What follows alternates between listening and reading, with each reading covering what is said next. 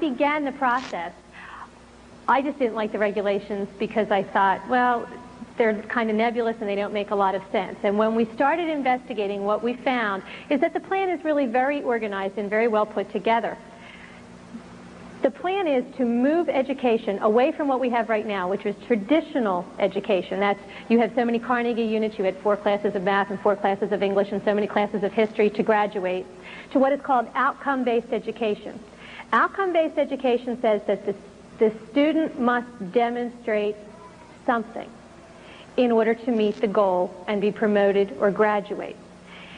In the traditional system, said this is an A, this is a B, this is a C, this is a D, this is an E, and you fit wherever you fit. Now, you had so much time in order to do that, so you had 180 days, and then the achievement went up or down according to that. In outcome-based education, the theory is everybody gets an A or everybody gets a B, and however long it takes you to get there is okay.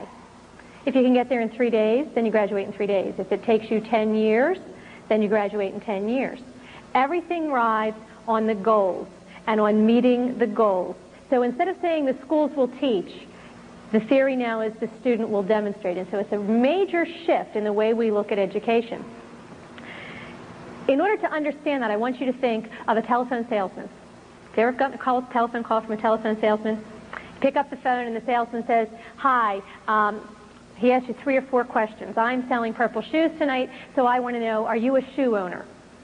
And you say yes or no. And I say, "Do you like the color purple?" And you say yes or no. "Do you buy your own shoes, or does your husband buy your shoes, or your wife buy your shoes, or your children buy your shoes, or does some other person buy your shoes for you?" And you say yes or no. That's my pre-test. I have just established the baseline data. Now I know where you are, so I can begin teaching you about why you need purple shoes. That's the pre-test. Now that I've established that, I'm going to do my sales pitch, and I'm going to give you 10 reasons why you really, really need purple shoes, and you can't live without them and you want them. That's the curriculum. I have taught you something. I'm done now. Would you like to put that, Mrs. Smith, on your Visa or on your MasterCard? That's the post-test. I am assessing you to see if you have met my goal or not. My goal is that you're going to buy my shoes. You say, "Put it on my Visa." You have met the goal. I'm going to say, "Thank you very much," and you may graduate from this conversation, and I'm going to hang up. You say, "No, you have not met the goal." I am going to say, "Well, why not? What is your objection?" And you're going to tell me, and I am going to remediate you. I'm going to put you through another sales pitch to make you want my purple shoes. That's remediation. You're going to walk that loop with me one more time, and at the end of the remediation, I'm going to say, "Should I put this on your Visa or your MasterCard?" I'm testing you again. That's a reassessment. If you say, "Yes, you have met the goal," you may graduate from the conversation, and I'm going to hang up. If you say, "No," I'm going to say, "What is your objection?" And I'm going to remediate you again and test you again. Now, if you would stay on the phone indefinitely, I would keep making you walk that remediation loop until you finally said, "Yes, you're going to buy my shoes," until you meet the goal. However, in a telephone sales call, you can say, "Excuse me, I've been remediated enough, I'm never meeting your goal," and you can hang up the phone. A child in a classroom cannot hang up the phone. They are going to be remediated again and again and again and again until they meet the goal. That's outcome-based education. Everything rests on the goals. That's the ladder that everything rests on. So when I started getting involved way back in the fall, I looked at the goals because that's what everything rests on. I thought I'd find geography, history, spelling, reading. I found adaptability to change, ethical judgment, self-esteem, family living, proper environmental attitudes, understanding and appreciating others. And I went and met with Mr. Fear, who's the executive director of the State Board of Education in Pennsylvania, and I said, "Where did you get these?" And with every goal, there was a list of exit outcomes. That's the specific behaviors that the child has to demonstrate in order to prove that they met the goal. The child just can't say, "I met the goal, I understand others, isn't that great?"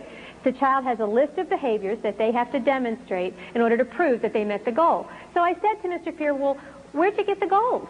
And where did you get these exit outcomes? Where did they come from? And he said, oh, we had committees meet all over the state. And we brought together teachers and parents and other groups, and we got together and had consensus forming, and we reevaluated them and redid them, and they came up with over 500 student learning outcomes. And I said, well, okay, what did they base it on? He said, oh, nothing. We developed these specifically for Pennsylvania. I said, well, you mean when they went in and sat down, the table was empty? Oh, no, no. I said, well, what was on the table? Connecticut's goals. Oh, okay. So I wrote to Connecticut and said to Connecticut, would you please send me your goals? And Connecticut did send me their goals. And I sat down, and Connecticut's goals and Pennsylvania's goals were the same goals. Word for word, the same goals. Since then, we've gotten the goals from 26 different states. And this just gives you a little overview of what some of those exit outcomes are and how close they were. All students understand and appreciate their worth as unique and capable individuals and exhibit self-esteem. That's Pennsylvania's. Connecticut. Each student should be able to appreciate his or her worth as a unique and capable individual and exhibit self-esteem. Does that sound familiar? You can take all the student learning outcomes and match them up. It doesn't matter what state you're in. It doesn't matter whose outcomes you're looking at. If you strip the names of the states, you can't tell whose are whose. Now, the other states, they passed their goals and their exit outcomes on the first go-around. Pennsylvania, because of the involvement of parents like you and me and other ones across the state, have been forced to rewrite their student learning outcomes 7 times now. Some of these are from the first set that was first published in September. They published another set on March the 11th. That set included student learning outcomes that said that our children would exhibit the proper attitudes to live in the American constitutional democracy. We don't have a constitutional democracy. We have a democratic republic. The State Board of Education got the form of government wrong. So I went on the radio in Harrisburg and said the State Board of Education doesn't know what their government is, much less what attitudes you need to live in it. So they rewrote those learning outcomes on March the 12th. That set lasted 24 hours. They're in their 7th rewrite now of student learning outcomes, and really they haven't changed a bit. They've combined some, they've rearranged some, they've reorganized some, but the exit outcomes are still the same. Now when you move to outcome-based education, there's a couple questions that you always have to ask. Because every child must demonstrate the goal, that means that first of all someone has to set a standard for what is mastery of this goal. How good is good enough? How much self-esteem is enough self-esteem? How much adaptability to change is too much adaptability to change? So first we have to set a standard. Second, I have to test you in some way. I have to do an assessment to find out if you met my standard. Third, I have to remediate you. If you don't meet the standard, I have to bring in a curriculum or an activity or a program that will in some way change your behavior to make you meet my standard. Now when you look at Pennsylvania's goals, we asked, what standards do you set? How do you test? How do you remediate? The state's response was, well, we're not real sure about that. So we went looking to see, well, what are you doing right now? Well, right now, Pennsylvania gives a test, and has since the 1960s. It was called the Educational Quality Assessment, or the EQA. It was given all the way up until 1989 when it was finally pulled. Each district took the EQA. It was given in grades 5, 8, and 11. Districts were required to write their long-range plan from the results of the EQA test, the Educational Quality Assessment test. In that plan, each district had to say how they were going to change their curriculum in order to make the children do better on that assessment the next time. Now, if you think about it, that makes sense. You know, if you give the same test in every district, and I give it in your district and your district and your district, and you were first and you were second, but I'm sorry, you were last, what are you going to do? You're going to change your curriculum so you're not last anymore, because that's embarrassing. So the EQA was the basis for curriculum planning for all the districts in the state. And it was a mandatory test. The districts had to take it because they had to base their long-range plan on it in order to get their state money. What did the EQA test?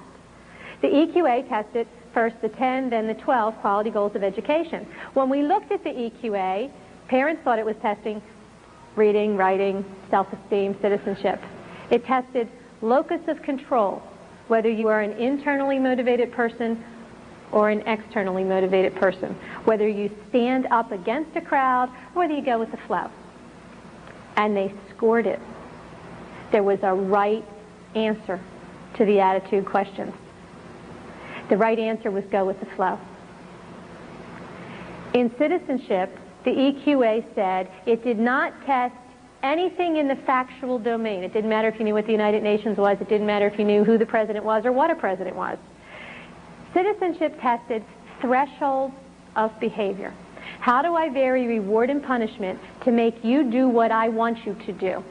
Sample question. There was an organization called the Midnight Marauders. They went out at midnight and spray painted all over everybody's walls. I would join the group if A, my best friend were a member of the group. Child could say yes, no, or maybe. The correct answer was yes. I would join the group if all the popular kids were members of the group. Yes, no, or maybe. The correct answer was yes. I would join the group if my parents would ground me if they found out. The correct answer was no. You are supposed to avoid punishment, but you are supposed to honor commitments to friends and go with the group. The goal was collectivism. The EQA tested for adaptability to change. What parents were told was, well, you know, our world is constantly changing, and we want people who are going to be able to go with that and survive that. We don't want rigid people who can't cope. Sounds very reasonable. The EQA tested and scored for rapid emotional adjustment to change without protest. That was the state-desired response. The EQA just didn't test the attitudes of children, it scored the attitudes of children. It was a criterion reference test. That means there's a right answer and a wrong answer, and I say what it is. The bottom criteria for the EQA was that students would exhibit what the state called a minimum positive attitude. The 11th grade EQA was written on a reading level between 5th and 8th grade. The EQA, out of over 400 questions, 30 of them were academic, and 385 of them were attitudes. When the district took the EQA, they got back a list from the state of where they fit with other districts in the goal. They had to write their long-range plan in order to change their curriculum to have their children achieve the minimum positive attitude. Well, how did they do that? What did they change? The state said, we'll help you. And they brought in technical assistance, either in person or in what were called resources for improvement packets that the state made available to the districts. Those packets included lists of what were called validated programs. Those are programs from all over the country that had been tested by the federal government and had been proven to change the behaviors and attitudes of children in a specific subgroup. All white male children with two parents who make less than $20,000 a year. All black female children in a single parent family who make more than $50,000 a year. They could divide the children up into what were called targeted subgroups based on your race, on gender, on ability level, on education of the parents, on socioeconomic status. And the programs were tested and then declared validated, meaning that they were proven to work to change the behaviors and attitudes of children in that subgroup.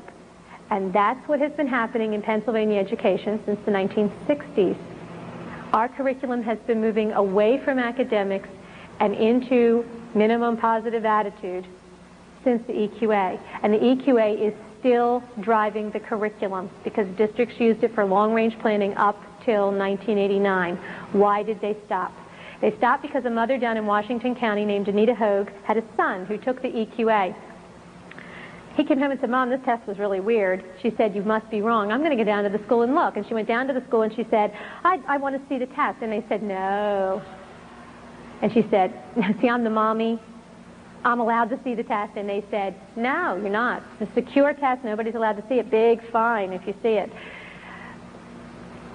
Mrs. Hogue is the type of person that when you say no, she flunked locus of control. You know, made her want to do it more. So she wound up writing to the state and finally got a copy of the test and the scoring, which is how we got it. She filed a complaint with the Federal Department of Education alleging that the EQA was a violation of the Federal Hatch Act, federal law, that it was violating her rights to privacy, and it was against the psychological testing portion of that law, and the federal government agreed with her and said the EQA was a psychological test, it was in violation of law, and Pennsylvania had to enter into a consent agreement with the federal government, which resulted in policy being issued by our department saying they wouldn't do it anymore. So what did Pennsylvania do with the consent agreement? Well, in 1988, when Mrs. Hoke's complaint began to surface, then Commissioner of Education Donna Wall issued a memo saying, we're going to withdraw the EQA until we incorporate it into the new Pennsylvania assessment system. In 1990, the Pennsylvania assessment system was first piloted. The first assessment was called the Pennsylvania Health Assessment. It says right on it, this is the revision of the EQA. This year, the Pennsylvania assessment system tested reading, math, and writing. Is it the same test? Has a different name, but their own documents say it's the revision of the EQA. In that 1988 memo, Mrs. Wall says that by 1993 we will have completed the revision process. If you look at the regulations that the state is promulgating right now, it says by 1993 the state will once again test all the goals. Timetable hasn't been interrupted at all. Initially, the sentence ended there. Now, because of the involvement of parents, it says, and parents have the right, they have to go back through public hearings to do that. Is that a victory? Not really. The regulatory process in our state really isn't controlled by the legislature. It's controlled by appointed bureaucrats who really don't care what you think. They sit at the meetings, they follow the letter of the law, they give the time, but your input is not really input. Example, in February of this year, the State Board held a public hearing on the student learning outcomes and the regulations. The room was big enough to hold 80 people, 500 showed up. They would not move the room. And we began the meeting with an attorney for the parents saying it would really be helpful to facilitate dialogue and consensus if we could get some really basic questions answered here. And the State Board said, we're not here to answer any questions. And he said, okay, I can appreciate that this is a public hearing and this is public comment and you're not here to answer any questions, but parents have been asking these questions now for 2 years. Where do they go to get the questions answered? And the State Board said, that's a matter of public policy, how you get your questions answered. And the attorney said, that's great. Could you explain the public policy to all these 500 people so they know what to do to get their questions answered? And the State Board said, we're not here to answer any questions. When you go to hearings, they give you a topic for the hearing. So one set of hearings is on the student learning outcomes and one set of hearings is on the goals. Now if you go in and say, but the whole program is terrible, they say, excuse me, the topic here is this piece of paper. So you have to confine your remarks to this piece of paper. So what happens? Well, in one of the goals, the original was that the personal, family, and community living, that the students will acquire and use the proper attitudes and behaviors necessary for successful personal, family, and community living. I testified to the Senate, in front of the Senate Education Committee and said, what is a successful family? Two people cannot agree. How are you going to measure the attitudes necessary for it? Their response, they took out the word successful. So in order for parents to make a difference, they need to step outside the regulatory process and look at where do they go in order to drive the cart the way they want it to be driven. You go to the legislature. So in Pennsylvania, we went to the legislature and we asked for a resolution that would ask the Department of Education to slow down long enough for the House of Representatives to at least look at the regulations so that everybody could understand them, so there could be some real input. And we won that debate by a vote of 150 to 47, which is fairly significant. And the Department of Education said, we're doing it anyway. And they are doing it anyway. If you got involved now, what they would say to you is, this is a done deal. Nothing you can do about it, it's a done deal. Well, first of all, that's not true, because the student learning outcomes have not been passed in final form. No one has signed them. No one has even seen the final form yet. And secondly, the legislature has the power to override the bureaucracy if they want to. And that's where you get involved, is at the legislative level. You ignore the bureaucracy and focus on the elected people. That's where you need to be involved. So that's what parents did. What did the board do? The board continued to promote the regulations. And we continued to ask, where do these come from? How come all the goals in all the states are the same? We wound up looking at the federal level at what was called the New American Schools Development Corporation. New American Schools Development Corporation is part of America 2000. And it's the funding mechanism for the Break the Mold schools that everybody talks about. Now, the Break the Mold schools were supposed to be all these new ideas that everybody was going to have in order to change and make education better, and it was going to be novel and everyone would have a different idea. And we started pulling the proposals out of the New American Schools Development Corporation. There were 486 of them. We didn't pull them all. But all the ones we pulled were the same.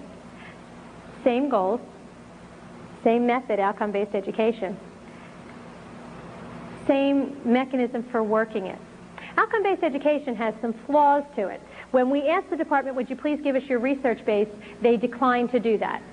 They told us that this was the best instincts of educators right now, and so we should just trust them that this was going to make it better.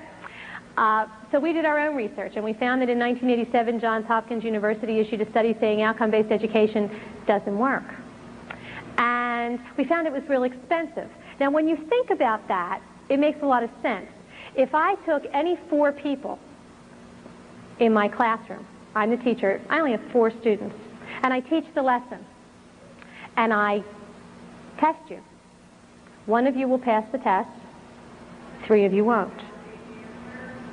That means I got to go back and reteach the 3 who didn't pass the test. What do I do with that one? Well, that one can sit and wait.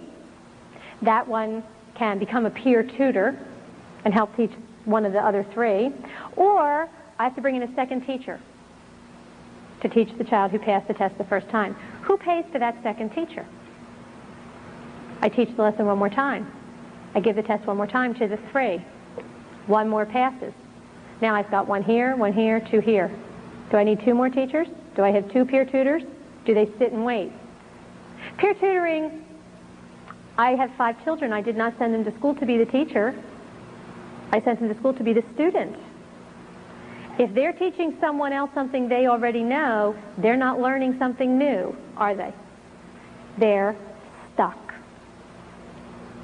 So outcome-based education takes the top off of achievement.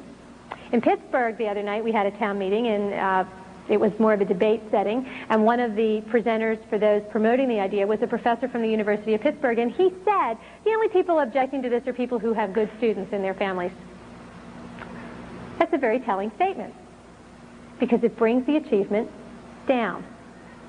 Now, I thought, gee, surely the people promoting this know that this isn't such a good idea. What are they going to do with all of these kids that eventually I'm going to have 30 children in 30 different places? Obviously, I can't have 30 teachers in this classroom. So there must be a plan. When we started pulling the grants out of the New American Schools Development Corporation, we found out that there was indeed a plan. It's called computer-assisted instruction. Each child is tied into a computer, and the computer will serve up the learning nuggets that the child must master in order to show that they've met the goal and can keep on going. Well, if you're tied into a computer, who programs the computer? And how do we know that the computer's serving up the right learning nugget? When we pulled one of the grants, it was called from the Center for New West Learning. Here's the learner. The query is the question, goes into the computer.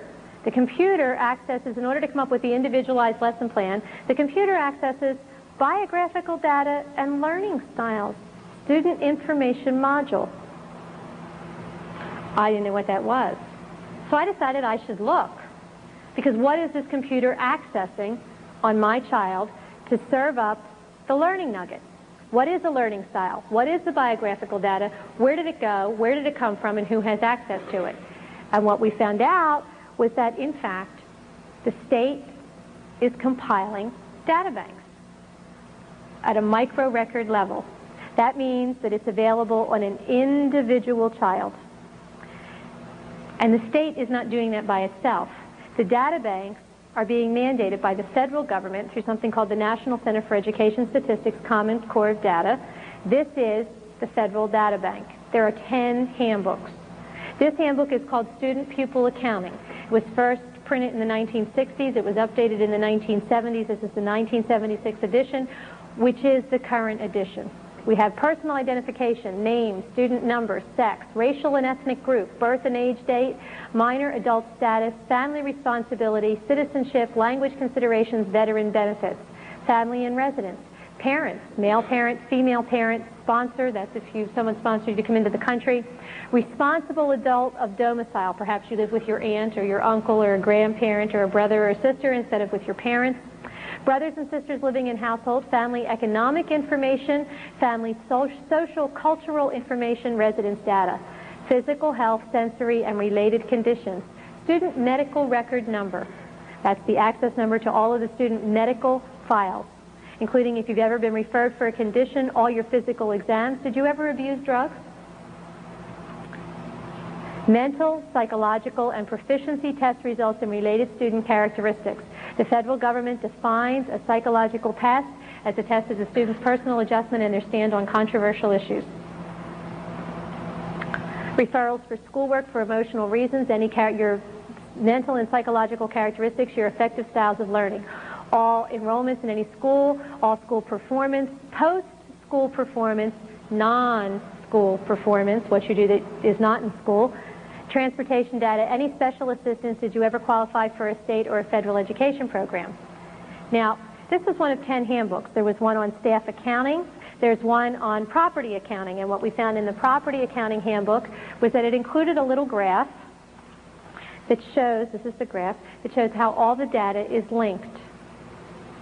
The data on the child can be linked to the data on the teacher, can be linked to data on the curriculum at an individual level, so that everything can be tracked. So I know that if Johnny from this kind of a background is in Mrs. Smith's class who has that kind of a background with textbook B, this is how Johnny's going to do. If I want to change Johnny's behavior, I can change his teacher, his textbook, or try to change something in his background. All the data is linked.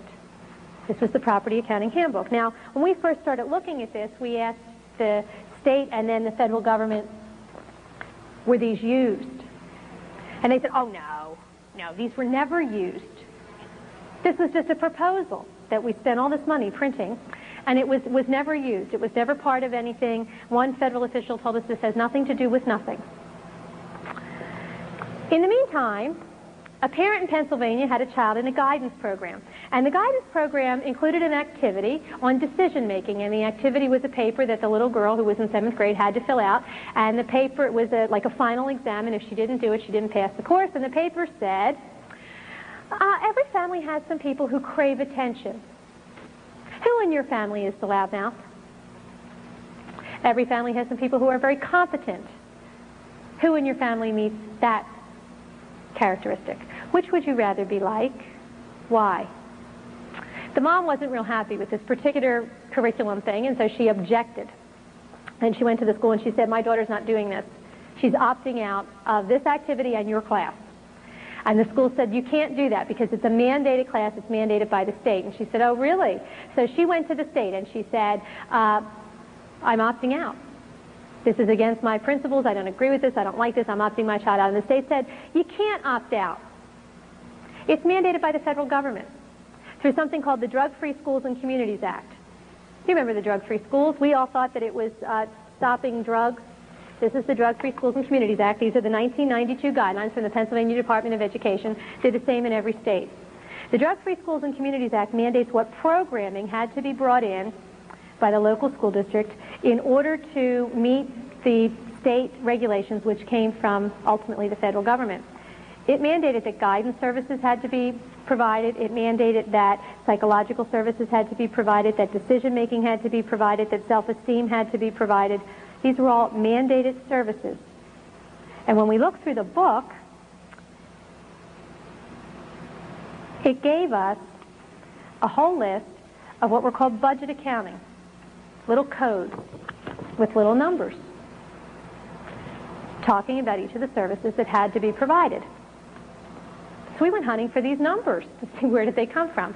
We found them in the National Center for Education Statistics Staff Accounting Handbook that was published in 1974. And they matched. Here are some of the Pennsylvania guidelines from the 1992 book, budget number 2143, Psychological Counseling Services. Federal government book, 1974, number 2143, Psychological Counseling Services. Language is identical. 2144, Psychotherapy Services. 2144, Psychotherapy Services. The only difference is that the 1992 edition has more numbers in it than the 1974 edition because they've updated the data banks. So are they using the 1970 National Center numbers? Yeah, they are. They are. Are they tracking our children? Yes, they are. The tracking now is in something called the Express. This is the Express. It's called the Exchange of Permanent Records Electronically for Students in Schools. This is the information that they compile on the children. This says that any education agency, local, state, or national, can access the data without parental knowledge or consent or notification. The data includes family unit number, all the people in your house, has your child ever been involved with a social service agency, all medical records, includes all performance, includes if they've ever had a behavioral problem, a discipline problem, and gives the receiving agency the name of a contact person and a phone number so they can call back to get more information that is not included in the data bank without parental knowledge or consent. It says that if it goes to a non-school agency, there has to be knowledge and consent. However, if it's going to an employer and the employer says, if you don't sign this, you don't get the job, how many people are going to withhold consent? This is the 1992 Express. Why? Well, if we go back to the New West Learning Center, we go back to the learning styles and the biographical data, and then think about the goals. Ethical judgment, adaptability to change, self-esteem, family living, understanding others, proper environmental attitudes, citizenship, which, remember, the EQA, not factual knowledge, proper role for citizenship. The computer needs to be able to access where your child came from so they know what your child thinks, what your child believes, and how your child learns. That's your learning style. What's the best way to change the behavior? What's the best way to attack the attitude? And serves it back up to the child. Do you see parents on this graph? I don't either. What is the difference between what we had before and what the new regulations are? Before, with the EQA, the state had control down to the district level and could control curriculum planning, which was aimed at targeted subgroups of children. But we had children who did not conform. They said, no, I won't. Outcome-based education does not say the school will teach. It says the student must demonstrate. And through the computer, the control goes down to the individual child. Your child will conform, or they will not move forward. They will meet the goal. So where is it coming from? Where is the driving force? As we started tracing back, what we found was a report called the SCANS, Secretary's Commission on Achieving Necessary Skills. This is the 1992 edition. This was not written by the Secretary of Education. This was written by the Secretary of Labor. And this, I first saw this report in something I got from the University of Pittsburgh when they were implementing and teaching the implementation of the Pennsylvania regulations. And so we went back to the federal government and got the original. What we found is that it's not being driven by education. It's being driven by the big, big, big industries. That's who's driving the changes. When we read the scans talked all about what we need to have the proper worker of tomorrow.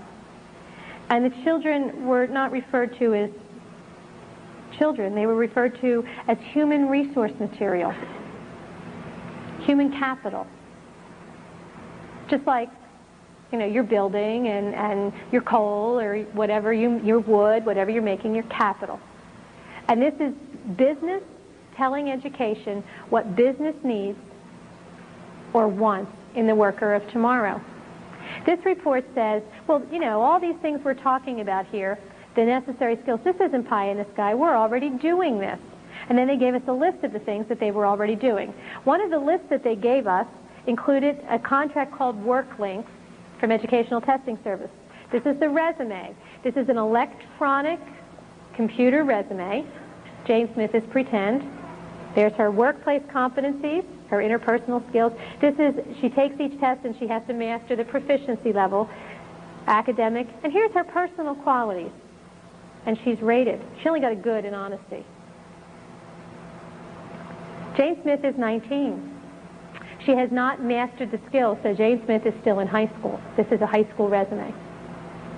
When I first started debating this issue, I used to say to the press, well, see, this is not the schools will teach, this is the student must demonstrate. So, you know, even if it's a value we agree on, like honesty, should the state be able to set a standard for honesty and test a child's honesty and then deny a child a job or a promotion because they didn't meet the state's honesty standard? It was a joke. And 2 weeks ago, we found there really is an honesty scale. We called the Department of Labor. They said, we're not doing this. They are. It's being piloted in the state of Indiana. They are doing this. We got it from the University of Pittsburgh. Again, it's an electronic resume. And what it says in the scans is that it will go directly from the school district to the employer.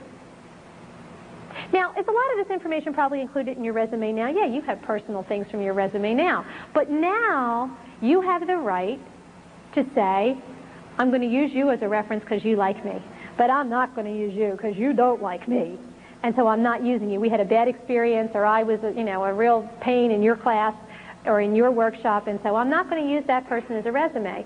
We have the right to help shape who sends us on our way. Under this system, it goes directly from the school to the employer. Now, we don't know who rated, on what scale, what it's based on. How come Jane only got a good in her honesty scale? And how come she got an excellent on her self-esteem? What happens in the classroom to the child? What kinds of activities is my child going to be subjected to on a regular basis? You hear a lot of talk about values clarification, and there's a lot of controversy about it, but people don't always understand what's wrong with it. You know, those promoting it say, well, we're just trying to help our children to understand their values. I want you to think of your mind as a computer. You've all heard the lifeboat story, right? You know, there's 10 people in the lifeboat only holds 9. Who are we going to throw out of the lifeboat? And if I told you that story, all of your minds would start thinking, who am I going to throw out of the lifeboat? The first time I heard the lifeboat story, I was a grad student. My degree's in special ed, so I'm a ringer. And I said to the prof, well, we're not throwing anybody out of the lifeboat. We'll throw a rope out of the back of the lifeboat and somebody swims in a 1-hour shift. There's only ever 9 people in the boat and everybody only swims 3 hours a day, an hour at a time. He said, there's sharks in the water. I said, there's a shark bag in the boat. And the conversation ended. But I was a ringer because I knew that he had controlled the universe. He said, who are you going to throw out of your lifeboat? So all of your minds, because that's how all of our minds work, there's the box and there's where we go. Who are you going to throw out of the lifeboat? If I had said to you, come up with a solution to save everybody, you would have thrown a rope out the back of the boat. You would have turned the boat upside down in the water because it's more buoyant, put the baby on the top of the boat, everybody cling to the boat, no problem. Everybody take off all their clothes because at this point nudity is a little not real important when we're saving a life. Throw out everything not necessary in the boat. We bail for so many hours. I've heard hundreds of suggestions. If I had said to you, save everybody in the boat, but I didn't say that. I said, who are you going to throw out of the lifeboat? And so your mind went right over here.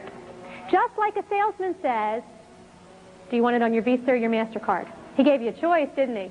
Is no one of the choices? Never. And everybody I know, including me, has bought at least one thing I didn't want because I answered the question and was 3 minutes further in the conversation before I realized, I really did want to say no. But now I'm too embarrassed to go back and say no because I don't want him to think that I'm a schmuck. And we all do that. It's the same technique that salesmen use all the time.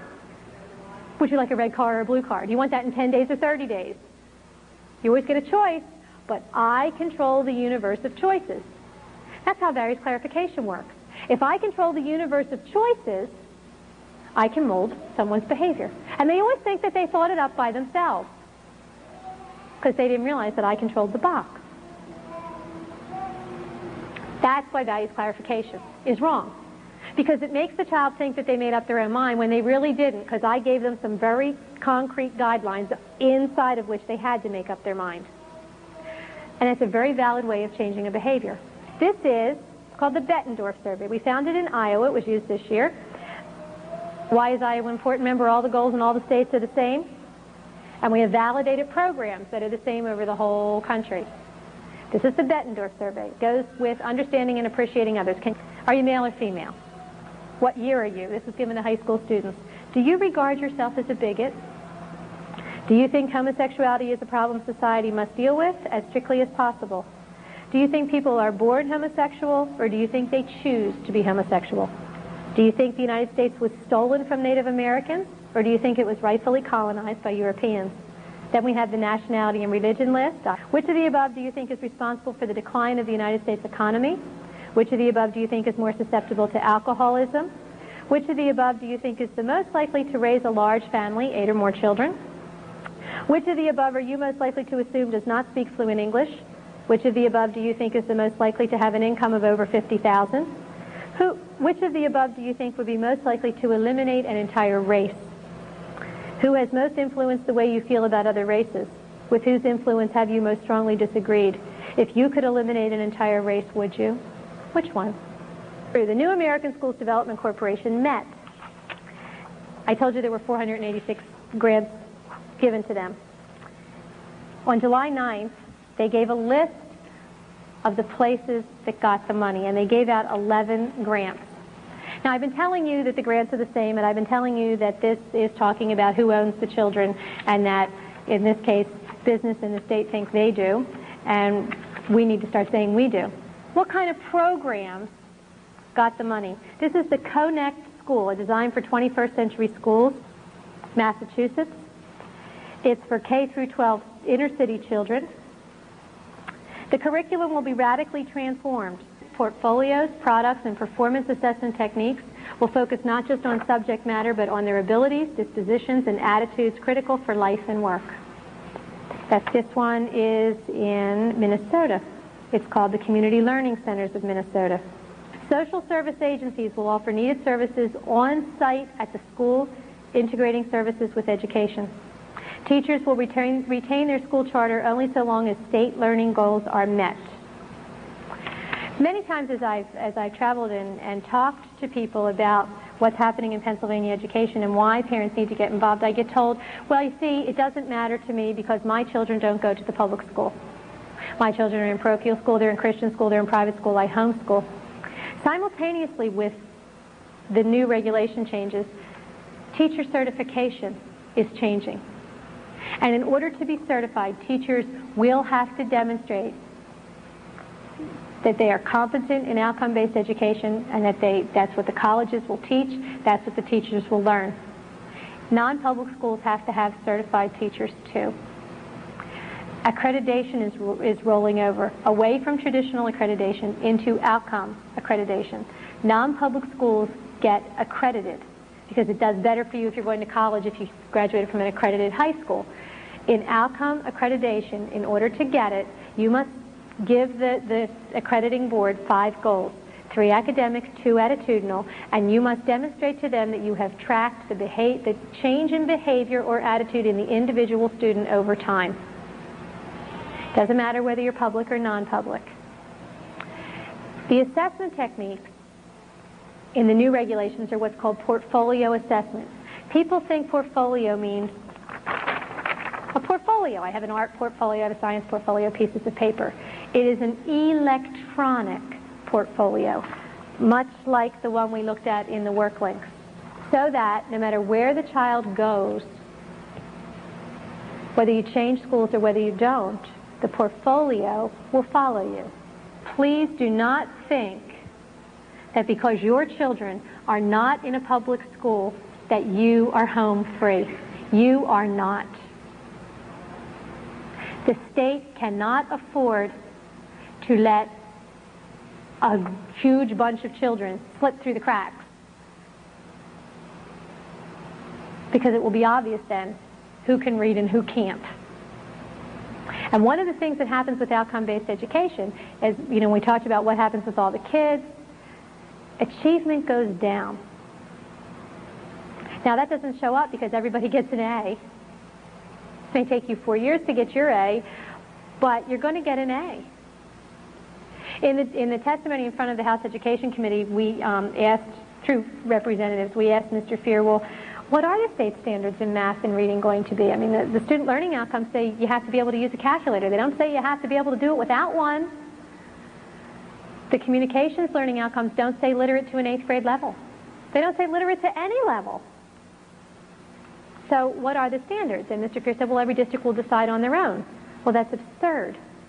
Philadelphia, which has some rather interesting reputations in education in the state, like terrible, will say, well, if you can count to 10, you get a diploma, because then we won't have any dropouts. See? That brings our statistic right up. And Mount Lebanon in Pittsburgh, a very affluent, wealthy district, will say, you have to be able to do calculus. We can't have that. You can't have 501 different diplomas in the state of Pennsylvania. That would be ludicrous. So there has to be standards somewhere. Where are they? They won't tell us. The state says this is all local control, local decisions. But if you read the regulations say that every district must develop a strategic plan based on the state assessment, which is the EQA revisited, based on the state assessment that they must use to drive their curriculum. They also say that every district must include a local district assessment, a diagnostic assessment, to indicate how every child is doing in meeting each of the exit outcomes. Now, I want you to think about an assessment. Assessment is not easy. When you do an assessment, the test really means nothing. It's just a piece of paper with a bunch of stuff written on it. What's important is, what do I want you to know? What am I testing and how am I going to score it? And does this piece of paper accurately measure the behavior I want you to show me? Is it an accurate measurement? In order to do that, I must first define the behavior, and then I must validate the test, and then I must see if it's reliable. Am I going to get the same numbers over different student populations over time? That's expensive. I have to do research to see what kind of instruments and how do I score it and how do I set standards. Our districts can't afford that. So what do? Oh, well, see, the regulations say the state will give technical assistance to all the districts to help them with their diagnostic assessments.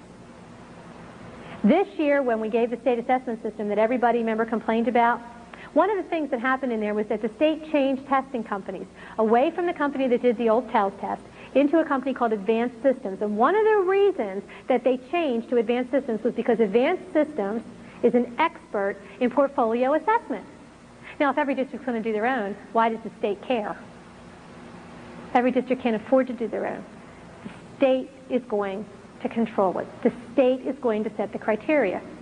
So the districts do this diagnostic assessment that the state's really going to do for them. Then the districts have to justify all their courses against the exit outcomes that the state mandates. They can't move away from those. That's the ladder. Everything is aimed at those exit outcomes, those goals that we talked about in behavior and attitudes and skills. Everything is aimed there. And everything the district does, teacher preparation, coursework, any money that they spend, what they put in their library, has to be aimed at making sure that every kid hits those exit outcomes. The district puts together a team to develop that plan. Then the school board looks at it. If there's a discrepancy between the two plans, if the school board doesn't like what the team said, They have to try to form a consensus. But both plans, the approved one and the, quote, minority report, which is the unapproved one, go to the state. And the commissioner appoints a 3-person committee who will recommend which one is approved. And if the commissioner says that the district's plan does not meet the state standards, the state sends it back and says, do it over. And you keep doing it over until you meet the state standards that they won't tell parents anything about. Now, in the back of the regulations is a section called curriculum deficiency.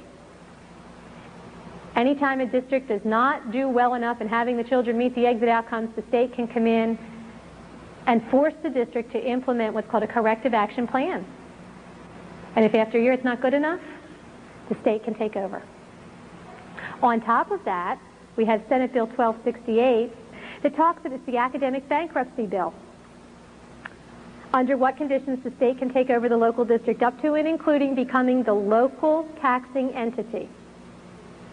There are a list of 6. Any 2 will do.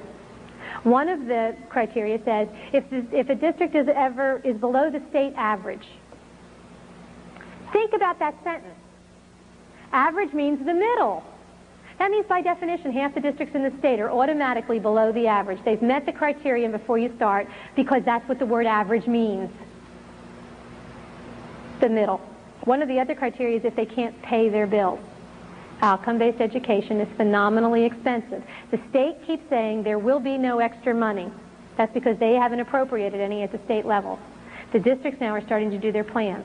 We've heard $435,000 the first year, $750,000 the first year.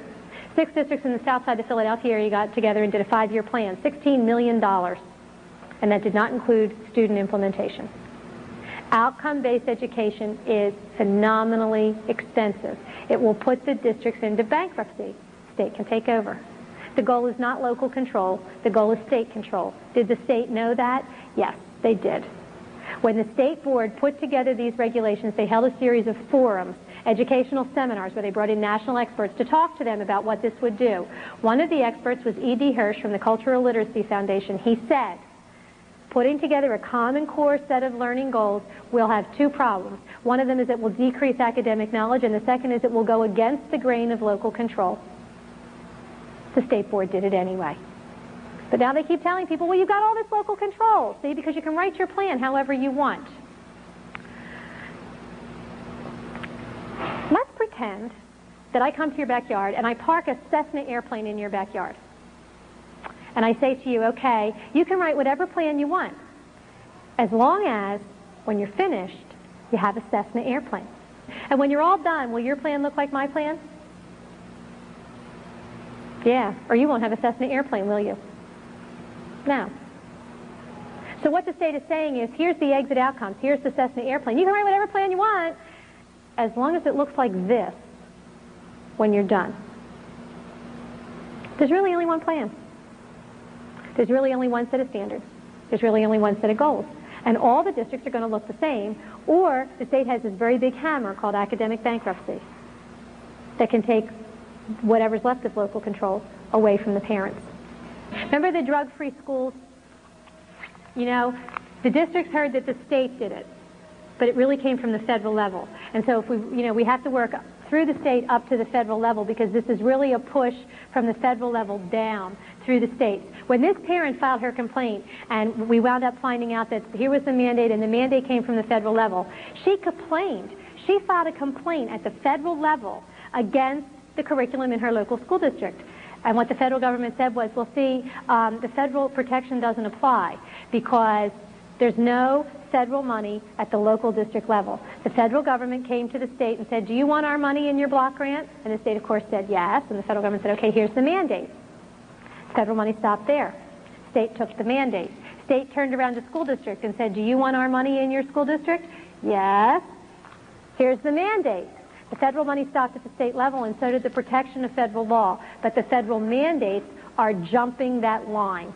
And so what we have affecting local district policy in many areas is really a federal mandate and not a state mandate.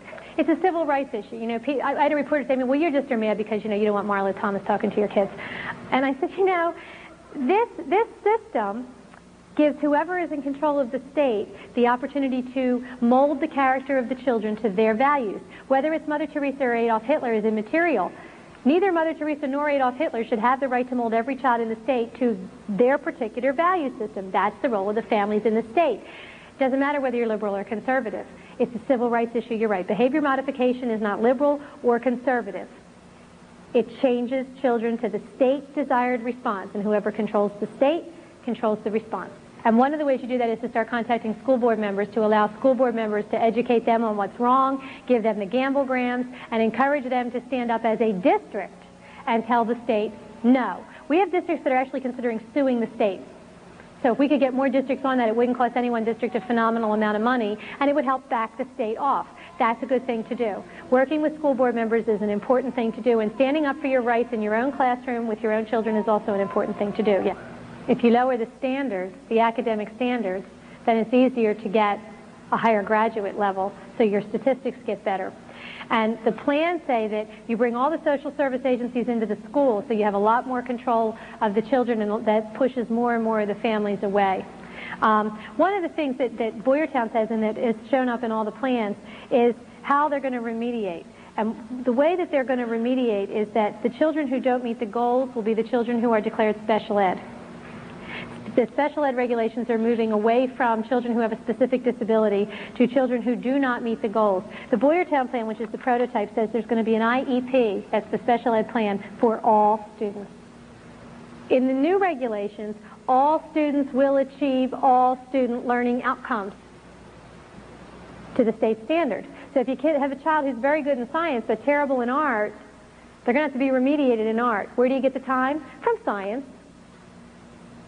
So that all the individual differences for kids are eliminated, because they all have to meet all the outcomes at all the level. It's a, right now we have a bell curve. We have below average, average, and then above average. Well, this levels it so everybody's average. So you take time away from things the child is good at to remediate them in things that they're not so good at. One of the things that I keep hearing from the advocates of this is that, well, see, we have to do this because all the families are doing a terrible job. And people say, well, how do you argue with that? I mean, there are two ways to argue it. First of all, we've got lots of schools that are rotten. So let's let them clean up their house before they move into my house. And secondly, schools can't become families. Schools have a very valid place in the life of a child to teach basic academic skills. It's something that children need, that is important, that schools have to do. And when schools leave that base and try to become a family, for a child at risk, they lose twice. Because they didn't have a family, now they don't have a school either. My child loses once because he has a family, but he didn't get a school. One of the things they say to us is, well, see, we have kids who come to school without breakfast and kids who are from, disrupted families and all this kind of stuff. And that's true. But in the Depression, we had kids who came to school without breakfast and without shoes. And were from disrupted families. And the children who grew up in World War II had all their daddies go to war and lived in single-parent house where mommy was Rosie Riveter. And they were latchkey children, and they lived in disrupted families. But the schools said, our mission, our goal is to teach academics so that these children, if they live in poverty, have the tools they need to escape poverty, to get out, to learn other ways of life. That's our goal, is to teach those academic skills. Our kids lose twice now because they're not getting academics, and no school can be a family. The whole issue here is who owns the children. The more time you spend with the kids, the more control you have over the kids. It's about control. That's really when you boil it all down, that's what we come down to, is who controls the children of the next generation.